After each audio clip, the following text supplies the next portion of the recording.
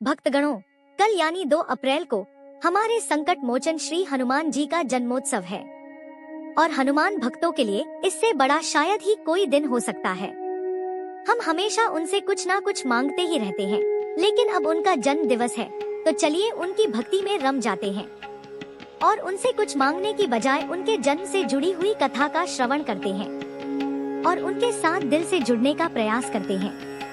उनके जन्म दिवस पर होने वाली विशेष पूजा विधि को जानते हैं। तो आप सभी का स्वागत है हमारे भक्ति चैनल नमो नमो प्रभु पर। अगर आप लोग भी हनुमान जी के सच्चे भक्त हैं, तो कृपया करके उनकी कथा का संपूर्ण श्रवण करें। हिंदू धर्म में हनुमान जयंती का विशेष महत्व है। यह दिन भगवान हनुमान के जन्मोत्सव के रूप में मनाया जाता है। हनुमान जी को शक्ति, भक्ति, साहस और निष्ठा का प्रतीक माना जाता है। हनुमान जी का जन्म कैसे हुआ? पुराणों के अनुसार त्रेता युग में जब पृथ्वी पर अधर्म बढ़ गया था, तब भगवान विष्णु ने राम के रूप में अवतार लिया। उसी समय उनके परम भक्त और सेवक के रूप में हनुमान जी का जन्म हुआ। हनुमान जी की माता का नाम अंजना और पिता का नाम केसरी था। अंजना एक अप्सरा थी जिन्हें शाप के कारण पृथ्वी पर जन्म लेना पड़ा। एक दिन अंजना माता भगवान शिव की घोर तपस्या कर रही थी।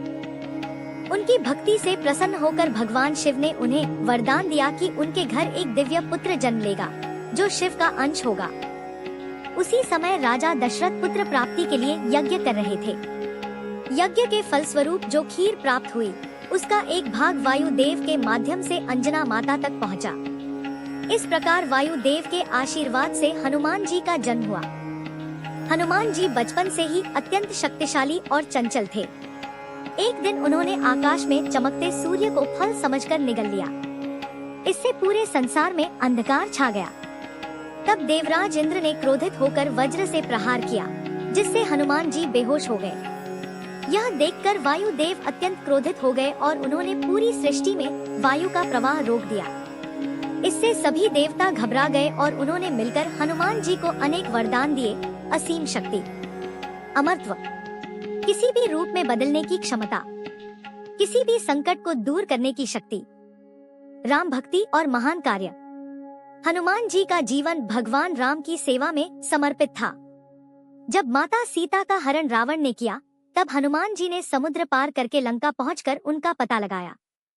उन्होंने लंका में अशोक वाटिका को उजाड़ दिया, रावण की सेना को पराजित किया, पूरी लंका में आग लगा दी।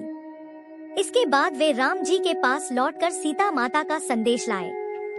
रामायण में उनका यह कार्य सबसे महान माना जाता है। इसी कारण उन्हें राम भक्त और संकट मोचन कहा जाता है।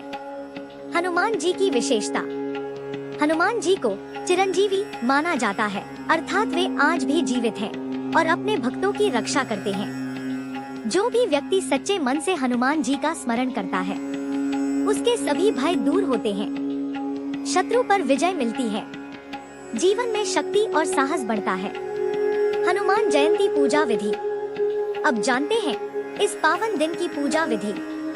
ब्रह्मा मुहूर्त में उठें, स्नान करके साफ वस्त्र पहने, लाल या केसरिया रंग श्रेष्ठ।